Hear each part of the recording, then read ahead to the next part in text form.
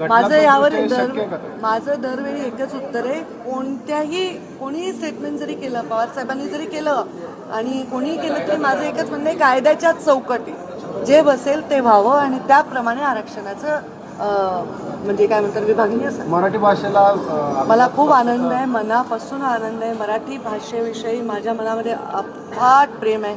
माझ्या वाचनाची आवड माझ्या आईकडनं आली आहे. प्रचंड आई माझी वाचन करायची, लायब्ररीची आम्ही लहानपणापासून आम्ही हे होतं, खूप वाचलं. त्या वयामध्ये आम्ही एक साहित्य वाचलं आणि इतकं वाचनाने माणूस जे बनतो ते कशाने बनू शकत नाही. आणि त्यातल्या त्यात मराठी भाषेचं वाचन जो करतो, मला मराठीशिवाय दुसरं काही वाचण्यात एवढं एन्जॉय मी करत नाही, कारण मराठी भाषा ही अमृतासारखी आहे, गोड आहे आणि तिला आज अभिजात भाषेचा दर्जा मिळाला हे कितीतरी अभिमानाची गोष्ट आहे. मी खूप आनंद व्यक्त करते. प्रधानमंत्री नरेंद्र मोदीजींचे आभार मानते, केंद्र सरकारचे मनापासून आभार. निवडणुका समोर ठेवून हा निर्णय घेतलाय अशी टीका करतात विरोधक. निर्णय जो आहे त्याच्याबद्दल त्यांना विरोध आहे का आनंद आहे एवढंच त्यांनी व्यक्त करायचं आहे. निवडणुका तर होत राहतात, आज झाल्या, उद्या होतील, परवा होतील. निवडणुका होत आहेत म्हणून एखाद्या चांगल्या निर्णयाला थांबवून धरायचं किंवा त्याला करायचं असं प्रकार होऊ शकत नाही. मंत्रिमंडळात आम्हीही काम केलेलं आहे. हे लोकहिताचे निर्णय आहेत. आता ज्या काही योजना झाल्या त्या लोकांना हित देत आहेत, त्यामुळे लोकहिताचे निर्णय असताना त्याचं काय वाटतं त्या निर्णयाबद्दल, लोकांचं भलं होईल का नाही हे उत्तर द्या.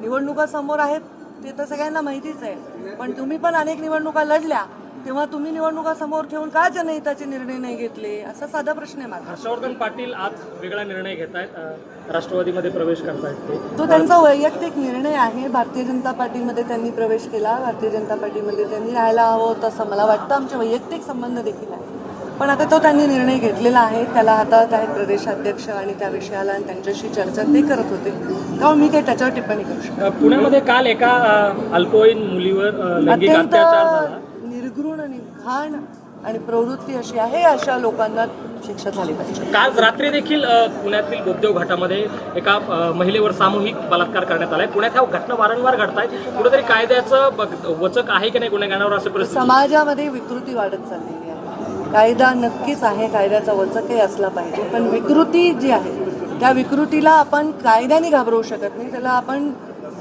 संस्कार आणि त्याला प्रबोधनाने आपल्याला बदलावं लागतं. तर कदाचित नवीन पिढी तयार करताना आपण काही गोष्टी, महिलांना आदर करणं, महिलांचा सन्मान करणं याचं जास्तीत जास्त इन्कल्केट केलं पाहिजे असं मला वाटतं. कायद्याचा धाक असलाच पाहिजे, तो आहेच आहे, पण विकृती आहे आणि ही वाढत चाललेली आहे. संजय राऊत म्हणतात की आता पोस्टरमध्ये जे देवेंद्र फडणवीस बंदूक घेऊन उभे आहेत त्यांनी आता त्या पोस्टरमधून बाहेर यावं आणि या बलात्कारांचा एन्काउंटर करावा, जसा बदलापूरमध्ये केलं. तेव्हा कोणी काही म्हटलं तर त्याच्यावर बोलणं मग त्याच्या मुद्दे कधी करावे. उमेदवार निवडणूक आता आपल्या स्वप्नातील प्लॉट्स घेणे झाले सोपे. रायकरमाळा धायरी येथे हिरा पार्क येथे 1, 2 आणि 3 गुंठ्यांचे बंगलो प्लॉट्स, सर्व सोयी सुविधायुक्त, रोख खरेदीवर आकर्षक सूट. अधिक माहितीसाठी संपर्क करा